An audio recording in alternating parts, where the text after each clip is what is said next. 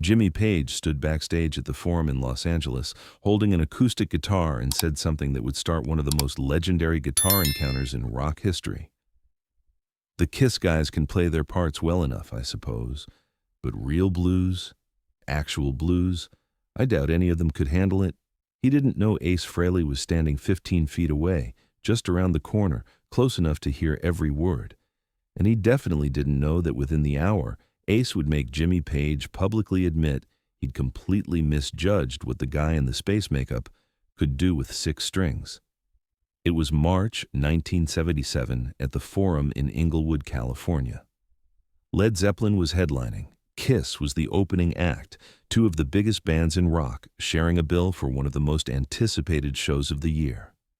Led Zeppelin represented everything the music establishment considered legitimate, real rock and roll with roots in the blues, musicians who'd paid their dues, who understood the tradition, who could play. Kiss represented everything that establishment dismissed as commercial nonsense, guys in makeup selling spectacle over substance, theatrical gimmickry for teenage audiences who didn't know any better. Jimmy Page had arrived early, as he often did, wanting time to warm up before the show. He'd found an empty dressing room, pulled out his acoustic guitar, started working through some old blues progressions, the kind of music that had shaped him as a teenager in England, the American blues that had traveled across the Atlantic and created a generation of British guitar players. Robert Plant was there with him, and John Paul Jones, the 3 of them just hanging out in that loose pre-show way that bands do, talking about music and life and nothing in particular. The conversation had drifted to Kiss, the band they were sharing the bill with tonight. Jimmy had never seen them perform live, only knew them from what he'd heard on the radio and what the press wrote about them. The makeup, the fire-breathing, the explosions, the marketing machine that had turned them into the biggest commercial act in America.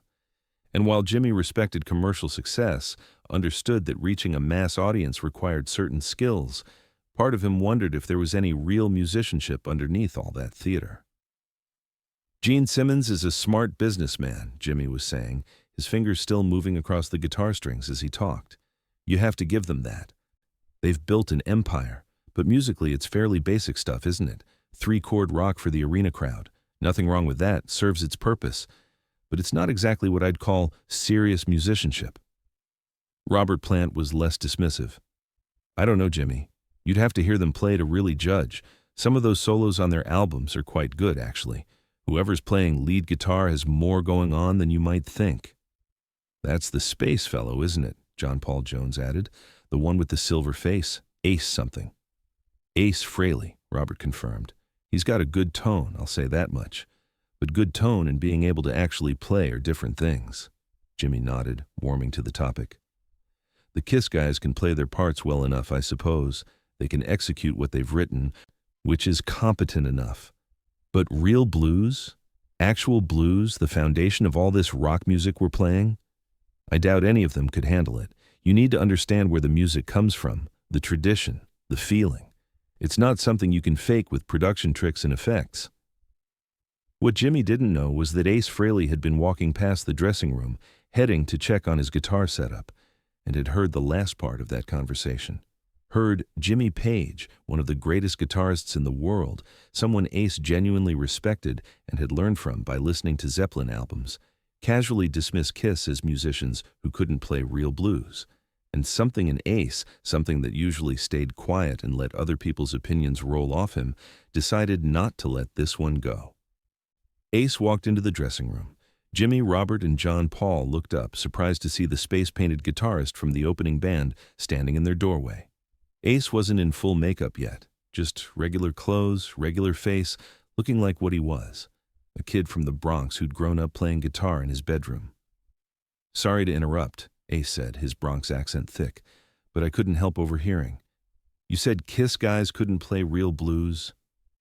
There was a moment of uncomfortable silence. Jimmy had the grace to look slightly embarrassed at being overheard, but he didn't back down. "I meant no offense. I'm sure you're all quite skilled at what you do. I just meant that blues is a particular tradition, a specific feel that comes from understanding the roots of the music." "I understand the roots," Ace said quietly. I grew up listening to Muddy Waters, Howlin' Wolf, B.B. King. Before I ever picked up an electric guitar, I was learning blues progressions on a beat-up acoustic my dad brought home. The first song I learned all the way through was Robert Johnson's Crossroad Blues. So when you say I couldn't handle real blues, I'm just wondering what you're basing that on. Jimmy set down his guitar, giving Ace his full attention now. You learned Robert Johnson? I learned everything I could find. Chicago blues, Delta blues, Texas blues. That's what guitar playing is built on. Everything else is just decoration on top of that foundation. Robert Plant was smiling now, sensing where this was heading. Sounds like you know your stuff. I know enough to know when someone's dismissing me without hearing me play, Ace said. He looked at Jimmy directly. You've got an acoustic there. Mind if I borrow it? Jimmy hesitated for just a second, then handed over his guitar. It was a beautiful Martin D28, the kind of instrument that cost more than most people's cars. Ace took it carefully, tested the action, adjusted his grip. What do you want to hear? Surprise me, Jimmy said, settling back to watch. Play whatever you think demonstrates your understanding of the blues. Ace thought for a moment, his mind racing through the catalog of blues songs he'd learned over the years, the hundreds of hours spent in his bedroom as a teenager working through Robert Johnson and Muddy Waters records until his fingers bled. He could play something flashy, something that showed off technique and speed, the kind of playing that made people's jaws drop. But that would miss the point entirely. Blues wasn't about technical demonstration or showing how fast your fingers could move across the fretboard. Blues was about feeling, about expressing emotion through the simplest possible means, about saying more with 3 notes played right than with 30 notes played for show. So Ace started playing a slow Delta blues progression, the kind of music that predated electricity and amplification that had been played on front porches in Mississippi and Louisiana decades before any of them were born, when blues was just people trying to express pain and joy with whatever instrument they could afford.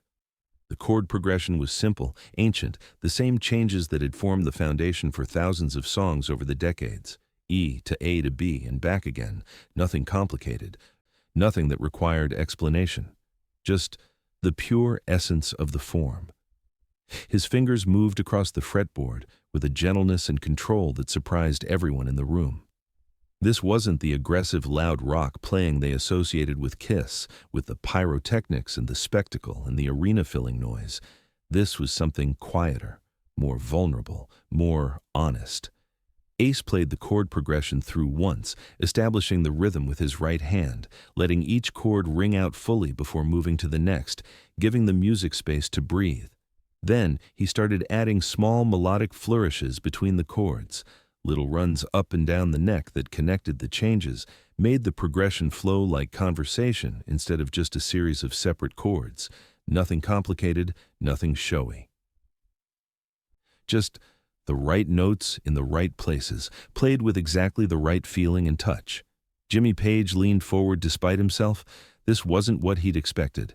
The technique was solid, certainly, but more importantly, the feeling was right. Ace understood the spaces between the notes, understood that blues was as much about restraint as about expression. He was playing with a maturity and sensitivity that didn't match the image of the guy who wore space makeup and shot rockets from his guitar. Ace played for maybe 2 minutes, working through variations on the progression, his eyes closed, lost in the music.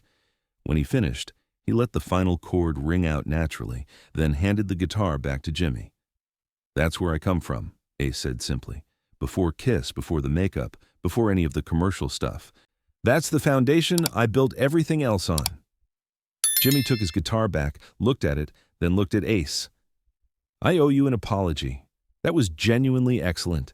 You clearly understand the tradition. I learned from you, actually, Ace said. When I heard Since I've Been Loving You on Led Zeppelin III, that showed me how you could take traditional blues and make it massive without losing the soul of it. That solo you play, with all the bending and the emotion, that taught me more about blues guitar than any instruction book ever could. Robert Plant was grinning widely now. Oh, this is getting good. Jimmy, I think you've met your match. Not a match, Ace said. I'm not claiming to be on Jimmy's level. I'm just saying don't judge someone's musicianship based on their image. The makeup is for the show. But underneath it, I'm still just a guitar player who loves the same music you love." Jimmy was quiet for a moment, processing. Then he picked up his guitar again. "Your turn to listen," he said to Ace, "since we're talking about blues." For the next 10 minutes, Jimmy Page played.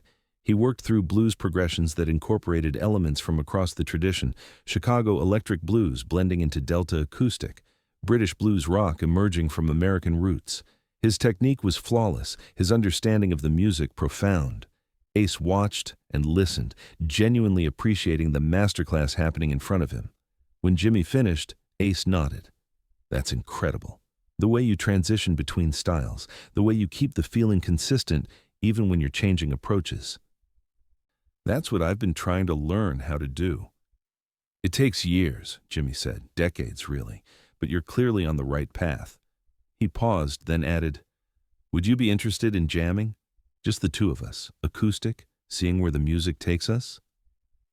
What followed was one of those rare musical moments that happened occasionally in the rock world, but were talked about forever afterward, when two guitarists from completely different spheres and completely different approaches to the instrument found common ground through the universal language of the blues.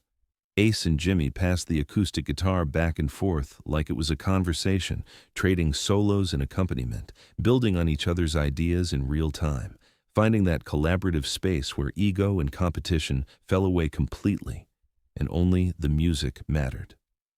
They started with standard 12-bar blues, taking turns playing rhythm and lead, feeling each other out, learning each other's phrasing and timing.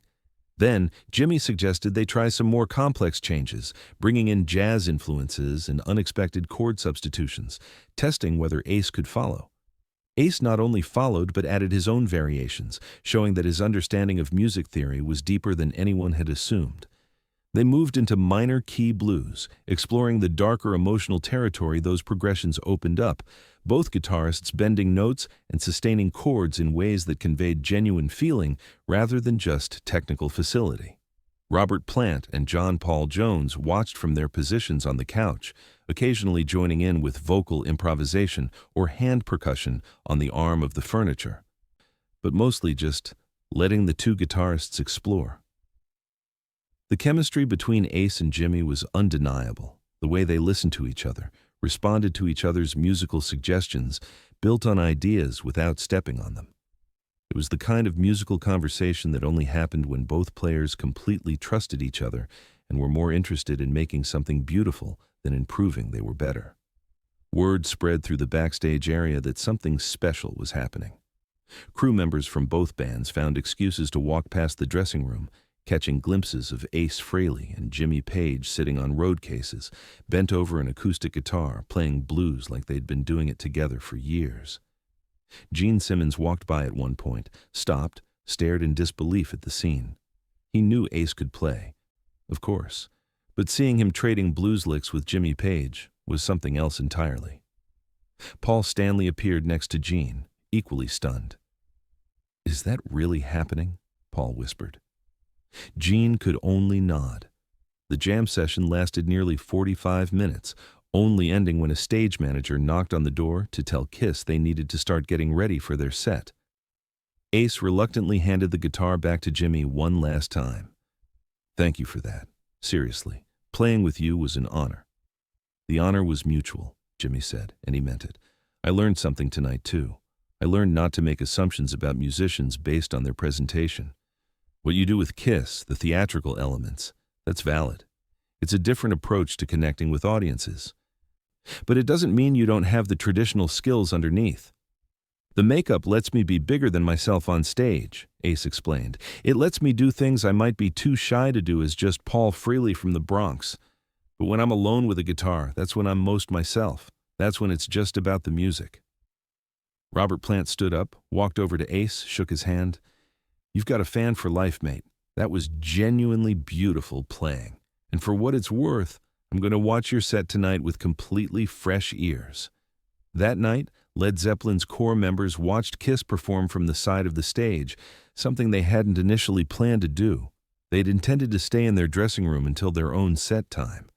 But after the backstage jam session, they wanted to see how Ace translated his blues understanding into the Kiss show. And what they saw was revelation. Yes, there was spectacle. Yes, there was fire and blood and explosions. But underneath all of that, when you listened closely, there was real musicianship. Ace's solos had blues phrasing, had feeling, had soul. He was using his technical ability in service of entertainment rather than as an end in itself. After both shows were finished, after the 20,000 fans had gone home, the members of Led Zeppelin and Kiss ended up in the same backstage area, the post-show adrenaline still coursing through everyone. Jimmy sought out Ace, pulled him aside. "I wanted to say again that I was wrong to dismiss you. What I saw tonight on stage, combined with what I heard this afternoon, you're the real thing. You've chosen to apply your talent in a different context than I have, but the talent is absolutely there." "I appreciate that," Ace said, "but honestly, just getting to play with you was enough. That's something I'll remember forever." "We should do it again," Jimmy said. "Next time we're both in the same city, let's find a quiet room and just play. No audience, no pressure, just two guitar players exploring the music." They did meet again several times over the years, though never as publicly as that afternoon in Los Angeles. Sometimes just to jam, sometimes to talk about guitars and technique and the music business. They became friends in that particular way that musicians do, bonded by shared understanding of what it means to dedicate your life to an instrument. The story of the backstage blues session spread through the rock world, growing and changing as such stories do. Some versions had Ace and Jimmy playing for hours. Others claimed that John Bonham had sat in, and it became a full Zeppelin jam session. The details varied, but the core truth remained consistent. Jimmy Page had dismissed Ace Frehley as incapable of playing real blues, and Ace had responded by demonstrating profound understanding of the tradition that both of them loved. Years later, in a 1985 interview, Jimmy Page was asked about guitarists he respected who might surprise people. His answer was unequivocal. "Ace Frehley from Kiss is massively underrated. People see the makeup and the theatrics and assume there's no real musicianship there. But Ace can play. Real blues, real feeling, real understanding of the instrument. I learned that the hard way when I made the mistake of assuming otherwise. He's the real deal, and anyone who dismisses him based on his image is making the same mistake I did." Ace, characteristically modest when asked about the same encounter, simply said, "Jimmy Page is one of the greatest guitarists who ever lived. Getting to play blues with him, even for one afternoon, taught me more than years of practice could have. He was gracious enough to admit he'd misjudged me, which took real character. But the truth is, I was just showing him what he'd already taught me through his records." The encounter changed something in how both guitarists approached their work. Jimmy became more careful about judging musicians based on their presentation, more open to the idea that spectacle and substance weren't mutually exclusive. Ace became more confident in his own abilities, more willing to acknowledge his blues roots even within the context of Kiss's theatrical show. The Martin D28 that Ace played that afternoon became one of Jimmy's most treasured instruments, not because of anything special about the guitar itself, but because of what it represented. The moment when assumption gave way to understanding, when ego gave way to mutual respect, when two completely different approaches to rock guitar found common ground in the blues tradition that connected them both. For everyone who was in that dressing room that afternoon, crew members and band members and anyone who happened to witness the jam session, it became one of those stories they told for decades. The afternoon when Ace Frehley and Jimmy Page played blues together, when the space guy from Kiss and the guitar god from Led Zeppelin discovered they were speaking the same musical language, just with different accents. The blues had started on porches in the Mississippi Delta, played by people whose names would never be remembered by history. It had traveled up the river to Chicago, across the ocean to England, back to America, transformed into rock and roll. It had split into 1,000 different subgenres and styles, had been commercialized and commodified and packaged for mass consumption. But at its core, it remained what it had always been, a way for people to express emotion through the simplest combination of notes and rhythm. That afternoon at the Forum, two guitarists from wildly different musical worlds reconnected with that core, stripped away the production and the spectacle and the image, got down to just fingers on strings feeling translated into sound. And in doing so, they reminded everyone watching that underneath all the business and marketing and genre divisions, musicians are united by their love of the music itself. This story is based on documented accounts of Led Zeppelin and Kiss interactions during the late 1970s. Conversations and specific details have been dramatized while staying true to what actually happened and the documented mutual respect between these artists. This narrative was created with AI assistance to bring these historical moments to life. If this story moved you, if you've ever been misjudged based on your appearance, if you've ever found common ground with someone completely different from you through shared passion, share this. Tell your story in the comments. Subscribe for more stories about the moments when legends recognize each other, when assumptions shatter, when the blues connects everyone regardless of their image.